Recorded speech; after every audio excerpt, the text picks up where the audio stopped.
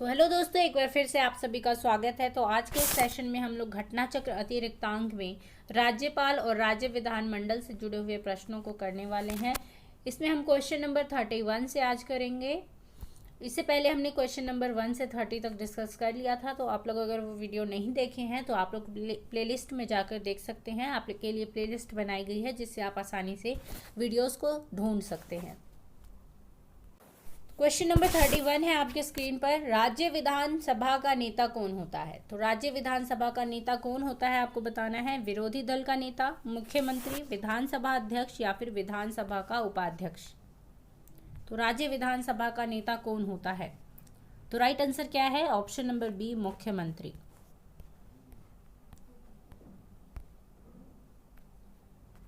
विधानसभा में बहुमत प्राप्त दल के नेता को राज्यपाल मुख्यमंत्री नियुक्त करता है। मुख्यमंत्री न केवल अपनी राजनीतिक पार्टी का विधानसभा में प्रतिनिधित्व करता है अपितु वह संपूर्ण सदन का प्रतिनिधित्व भी करता है, इसीलिए उसे विधानसभा का नेता कहा जाता है।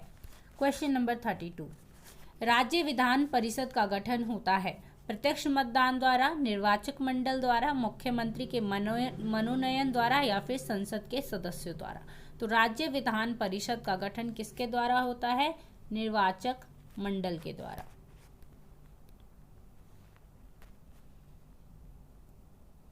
और इस निर्वाचक मंडल में कौन कौन शामिल होते हैं? राज्य की नगर पालिका, जिला बोर्डों और अन्य ऐसे स्थानीय प्राधिकारी जो संसद के विधि द्वारा विनिर्दिष्ट किए गए हैं। इसके अलावा भारत के राज्य क्षेत्र में किसी विश्वविद्यालय से कम 3 वर्ष का स्नातक किया हो, राज्य के भीतर माध्यमिक पाठशालाओं में निम्न स्तर की पाठशालाओं में कम से कम 3 वर्ष का अध्यापन कार्य किया हो, राज्य की विधानसभा का सदस्य हो। क्वेश्चन नंबर 33, निम्न में से किस राज्य में विधान परिषद नहीं है? राजस्थान, उत्तर प्रदेश, महाराष्ट्र या फिर बिहार। तो किस में विधान परिषद नहीं है? राइट आंसर क्या है? Option number A, Rajasthan. बाकी के तीनों स्टेट्स में उत्तर प्रदेश, महाराष्ट्र और बिहार में राज्य विधान परिषद अस्तित्व में है। क्वेश्चन नंबर 34, राज्य विधानसभा द्वारा पारित धन विधेयक कितनी अवधि में विधान परिषद द्वारा पारित हो जाना चाहिए? 30 दिन, 14 दिन, 60 दिन या फिर 90 दिन।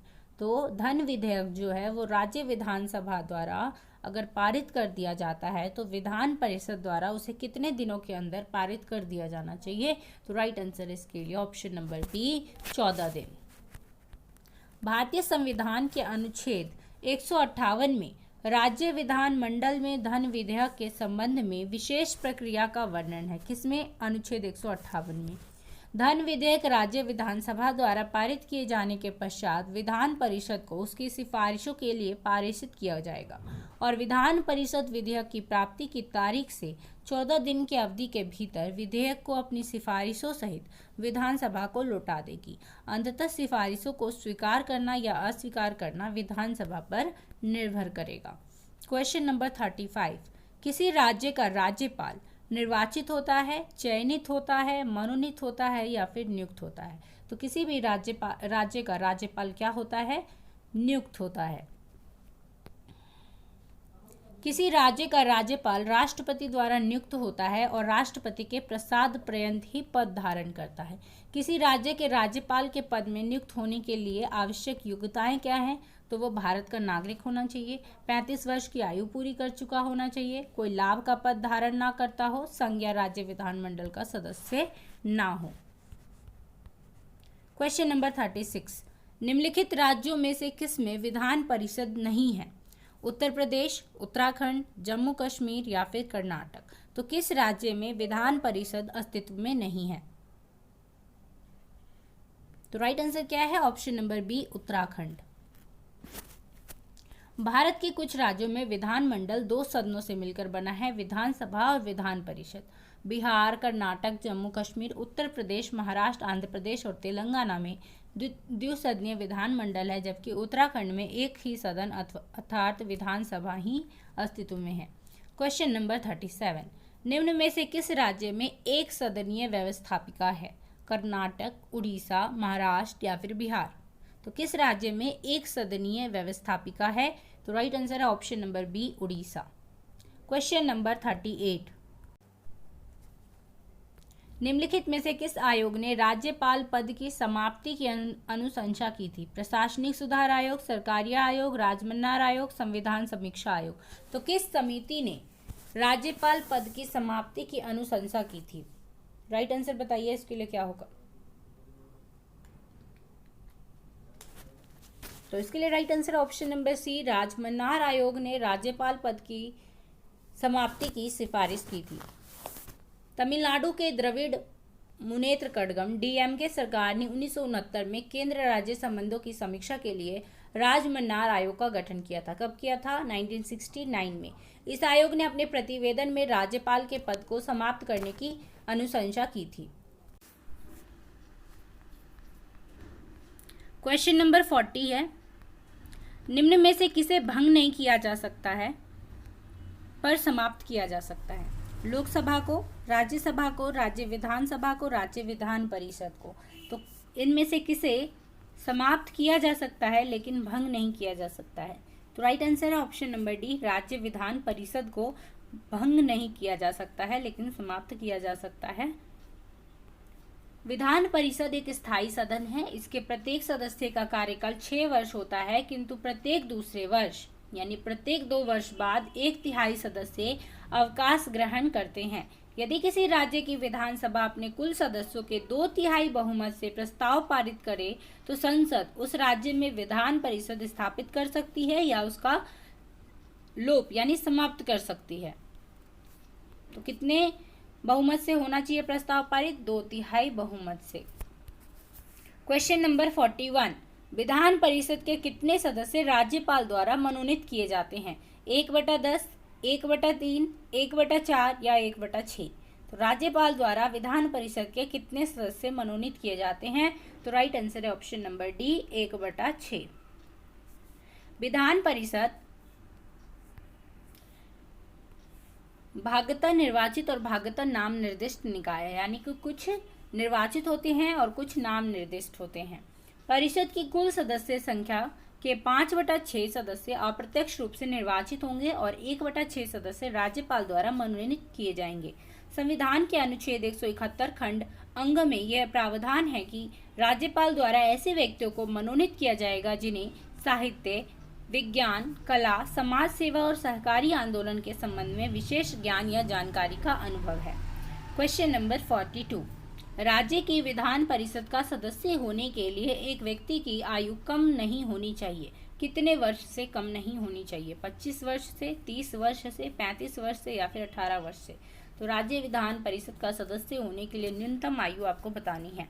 राइट आंसर है ऑप्शन नंबर बी, 30 वर्ष। अगर वहीं राज्य विधानसभा पूछता तो क्या होता? 25 वर्ष। विधान परिषद की सदस्यता के लिए कोई व्यक्ति अहरित यानी योग्य तभी होगा जब वह भारत का नागरिक हो, कम से कम 30 वर्ष की आयु पूरी कर चुका हो। लोक प्रतिनिधित्व अधिनियम 1951 के अंतर्गत कोई व्यक्ति किसी विधान परिषद के लिए निर्वाचित नहीं होगा जब तक कि वह उस राज्य में किसी विधानसभा क्षेत्र का मतदाता ना हो। क्वेश्चन नंबर 43, राज्य सरकार के विधिक सलाहकार को क्या कहा जाता है? Attorney general, solicitor general, advocate general, उपयुक्त में से कोई नहीं। तो राज्य सरकार का जो विधिक सलाहकार होता है इसे क्या कहा जाता है? Advocate general. और अगर केंद्र सरकार का होता तो अटॉर्नी जनरल।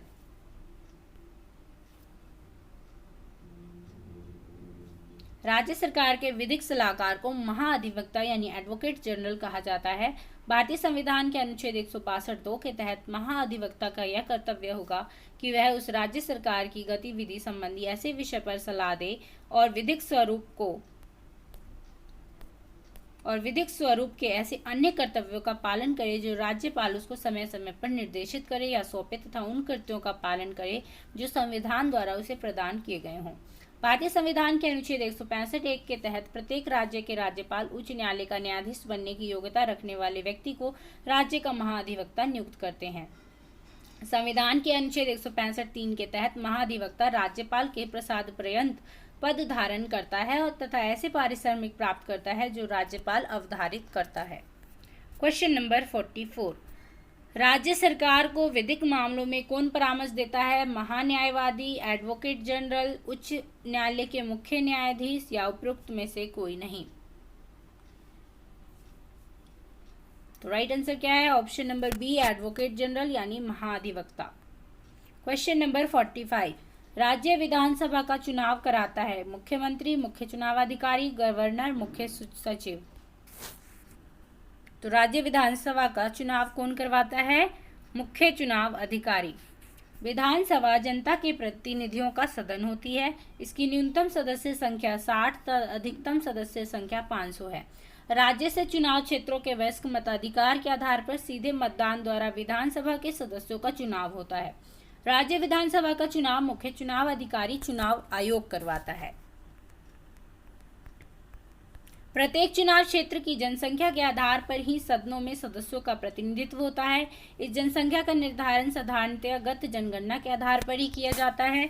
जनसंख्या के आधार पर राज्य में अनुसूचित जातियों जनजातियों के लिए राज्य की विधानसभा में उनकी सदस्य संख्या निर्धारित की जाएगी अनुच्छेद 335 के तहत। राज्यपाल यदि यह समझता है कि एंग्लो इंडियन जाति को पर्याप्त प्रतिनिधित्व नहीं मिला है तो वह विधानसभा में उक्त समुदाय के एक सदस्य को नामजद कर सकता है अनुच्छेद 333 के तहत। क्वेश्चन नंबर 46, राज्यपाल द्वारा जारी अध्यादेश अधिकतम किस अवधि के लिए वैध होता है? 1 वर्ष के लिए, 2 वर्ष के लिए, 3 वर्ष के लिए या फिर 6 माह के लिए? तो राज्यपाल द्वारा जारी अध्यादेश कितनी अवधि के लिए वैध होता है? राइट आंसर जल्दी बताइए।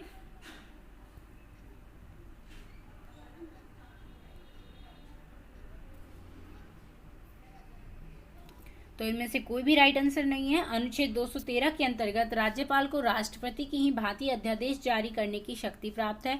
इस अनुच्छेद के अनुसार जब राज्य का विधानमंडल द्विसदनीय जब राज्य का विधानमंडल होगा और दोनों सदनों का सत्र नहीं चल रहा होगा और राज्यपाल को इस बात का समाधान हो जाता है कि ऐसी परिस्थितियां विद्यमान है जिसमें तुरंत कार्रवाई करना आवश्यक है तो वह अध्यादेश जारी कर सकता है। राज्यपाल द्वारा अध्यादेश विधानमंडल के पुनः संवेद होने की तारीख से 6 सप्ताह के बाद वह अपने आप समाप्त हो जाएगा। यदि विधानमंडल इसके पहले ही उसका निर्नुमोदन कर देता है तो वह पहले ही समाप्त हो जाएगा। प्रश्नानुसार अध्यादेश के वैध होने की अधिकतम अवधि पूछी गई है यहाँ पर। चूंकि विधानमंडल के दोनों सत्रों के बीच अधिकतम 6 माह का अंतर होता है, यदि राज्यपाल द्वारा सत्रावसान के तुरंत बाद ही अध्यादेश जारी कर दिया जाता है तो अध्यादेश विधानमंडल के पुनः संवेद होने अर्थात 6 माह तक वैध होगा। विधानमंडल के पुनः संवेद होने के बाद अध्यादेश अधिकतम 6 सप्ताह तक जारी रह सकता है। इस प्रकार वैध अधिकतम अवधि क्या है? 6 माह प्लस 6 सप्ताह। ठीक है, 6 महीने और 6 सप्ताह, जो कि ऑप्शन में कहीं पर भी नहीं दिया हुआ है, इसलिए यहाँ पर कोई भी राइट आंसर नहीं होगा। क्वेश्चन नंबर 47 है, एक राज्य की विधानसभा और विधान परिषद के संयुक्त सत्र का सभापतित्व कौन करता है? राज्य का मुख्यमंत्री, विधान परिषद का सभापति, विधानसभा का अध्यक्ष, राज्य का राज्यपाल। तो राइट आंसर बताइए। तो इसमें से कोई भी राइट आंसर नहीं है क्योंकि राज्य में संयुक्त सत्र का कोई भी प्रावधान भारतीय संविधान में वर्णित नहीं है। भारतीय संविधान के अनुच्छेद 197 के अनुसार राज्यों में विधायी प्रक्रिया में विधानसभा व विधान परिषद के संयुक्त सत्र का प्रावधान नहीं है, इसलिए यहाँ पर कोई भी ऑप्शन सही नहीं होगा। तो आज के लिए इतना ही। राज्यपाल और राज्य विधानमंडल से हमने प्रश्नों को पूरा कर लिया है। नेक्स्ट सेशन में हम लोग उच्च न्यायालय से जुड़े हुए प्रश्नों को करेंगे। तो आपके लिए जो जीके की छोटी छोटी वीडियोस डाली जा रही है उनको भी जरूर देखिए। 2 से 3 मिनट की वीडियो होती है, उससे आपका नॉलेज ही गेन होगा, वो आपको इसमें भी हेल्प करेंगे और अन्य एग्जाम में भी आपको हेल्प करेंगे। आई होप आपको ये सेशन पसंद आया होगा। तो मिलते हैं नेक्स्ट वीडियो में, तब तक के लिए धन्यवाद। Thanks for watching.